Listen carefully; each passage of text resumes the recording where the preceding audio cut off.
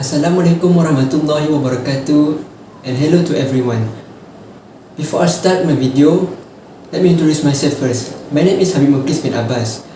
So today I want to talk about our awareness campaign. So the title for our awareness campaign is Stroke Awareness Because It Matters. So first I want to talk about our campaign. Why we made our campaign? It is about our concern for a community that lack of knowledge about stroke.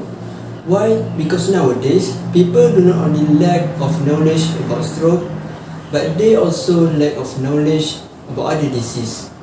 I understand that sometimes people do not have time to make research about stroke, or maybe they are busy with their life.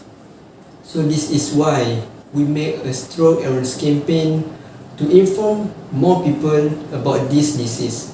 So now I want to talk about the purpose of our campaign. Why we make our campaign? Because we want to send out a message that stroke is more dangerous than what people think. Why? Because stroke can be a silent killer for us. The fact is that sometimes stroke can take our life only for a second. For example, stroke can attack us when we are talking with our family or when we are doing some exercising. So in my opinion, I think stroke is unpredictable.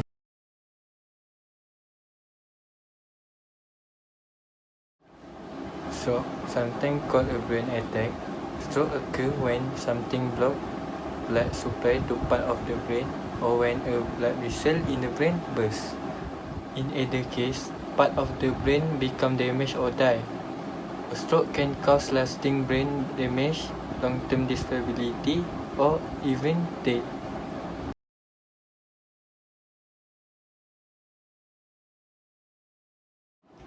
To understand the stroke, it helps to understand the brain.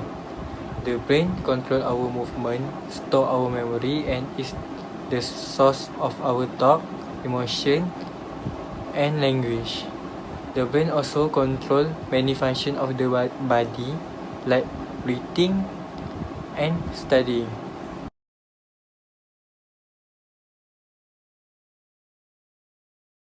There are two types of stroke. First is ischemic stroke. Second is hemorrhagic stroke. First is ischemic stroke. More of stroke are ischemic stroke. An ischemic stroke happens when blood flow through the artery that supply oxygen-rich blood to the brain become blocked. Blood clots often cause the blockage that lead to ischemic stroke. Second is hemorrhagic stroke. A hemorrhagic stroke happens when an artery in the brain leaks blood or breaks open.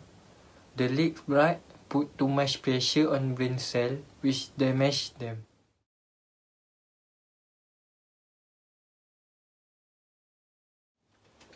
There are two types of hemorrhagic stroke. First is intracerebral hemorrhage. It's the most common type of hemorrhagic stroke. It occurs when an artery in the brain bursts, flooding the surrounding tissue with blood. Second is subarachnoid hemorrhage. It's a less common type of hemorrhagic stroke. It refers to bleeding in the area between the brain and the thin tissue that cover it. Assalamualaikum everyone. Now I'll be presenting about causes and symptoms of stroke. There are 5 common causes of stroke. First is high blood pressure, or known as hypertension, is the biggest cause of stroke. When you face this cause, you might feel headache and shortness of breath. Second cause is smoking. This is because tobacco contains chemical, and when you smoke, this chemical are transferred from your lung into your bloodstream.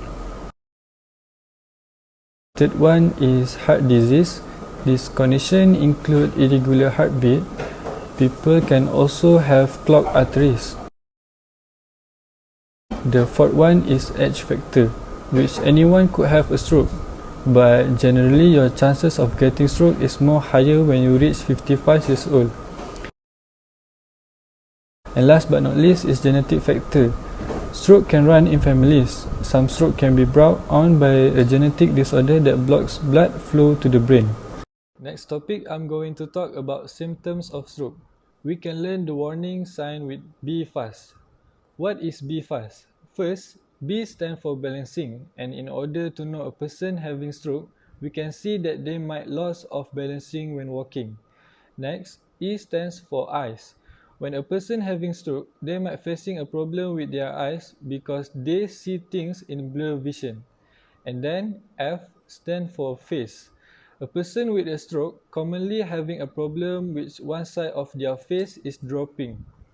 A stands for arms. Stroke can cause arm or leg weakness. S stands for speech. A person with stroke will have difficulty to speak like a normal person. And last but not least is T, stand for time, which is we must act fast by calling ambulance to get further treatment. That's all from me. I hope you can get the information about causes and symptoms of stroke. Thank you. The best way to help prevent a stroke is to eat healthy diet, exercise regularly, and avoid smoking and drinking too much alcohol. This lifestyle can reduce your risk of problems like artery become clogged. Other than that, it lower your blood pressure. If it's not managed well, high blood pressure can make you 4 to 6 times more likely to have a stroke. This is because it can thicken the artery wall and make cholesterol or other fats build up from plaque. If one of those break free, it can block your brain blood supply.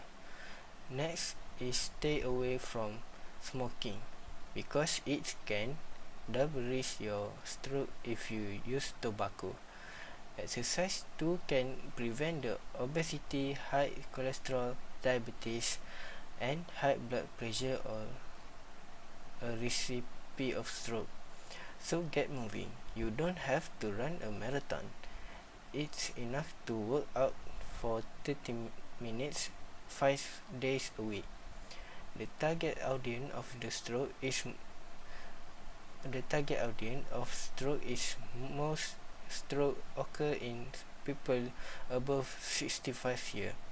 The ages of patients have higher mortality and poor quality of life after stroke compared with younger patients. But the younger patient can get the stroke too.